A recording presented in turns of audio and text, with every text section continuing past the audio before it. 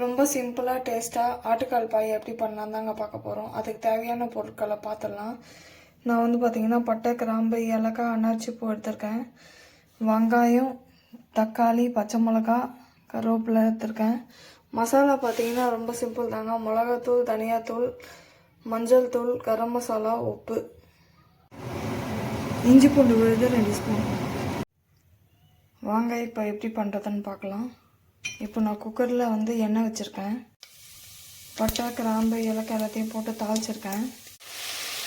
அடுத்தது வெங்காயம் போட்டிருக்கேன். வெங்காயம் போட்டு நல்லா வதக்கிக்கலாம். வெங்காயம் பார்த்திங்கன்னா நல்லா கண்ணாடி பழத்துக்கு வதங்கிடுச்சு. இப்போ வந்து நம்ம இஞ்சி பூண்டு பேஸ்ட் ஆட் பண்ணிக்கலாம். இஞ்சி பூண்டு பேஸ்ட் போட்டு கொஞ்சம் நேரம் வதக்கிக்கலாம். இஞ்சி பூண்டு ஸ்மெல் போனதுக்கப்புறம் நம்ம கொஞ்சம் கருவேப்பிலை ஆட் பண்ணிக்கலாம். கருவேப்பிலை வந்து நம்ம லாஸ்ட்டாக ஆட் பண்ணோம்னா ஃப்ளேவர் அதிகமாக இருக்கும். அதனால தான் நான் இப்போ ஆட் பண்ணுறேன்.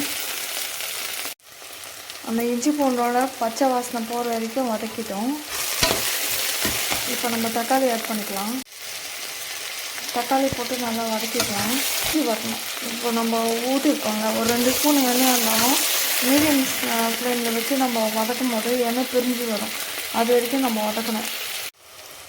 நம்ம போட்ட தக்காளியும் பச்சை மிளகாவும் நல்லா வதங்கி வந்துச்சு. ஊற்றின எண்ணெய் லைட்டாக பிரிஞ்சு வருது தெரித்தாங்க அவங்களுக்கு.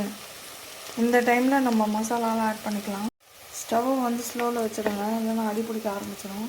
இப்போ நம்ம மசாலாலாம் போட்டுக்கலாம். அவ்வளோதாங்க. இப்போ வந்து ஆட்டுக்காலையும் நம்ம சுத்தம் பண்ணி வச்சு ஆட்டுக்காலையும் போட்டுக்கலாம். லைட்டாக வதக்கிட்டு தண்ணி ஊற்றுறோம். தண்ணி ஊற்றி நான் எப்படியும் ஒரு 20 விசில் வைப்பேங்க. ஆட்டுக்கால் பாயா நல்லா ஸ்டீம் போயிடுச்சு. நல்லா கொதிக்குது. நல்லா கொதிச்ச உடனே நம்ம வந்து தேங்காய் அரைச்சி வச்சுருக்கோம், அதை ஊற்றிடலாம். நம்ம அரைச்ச தேங்காவை இப்போ ஊற்றிடலாம்.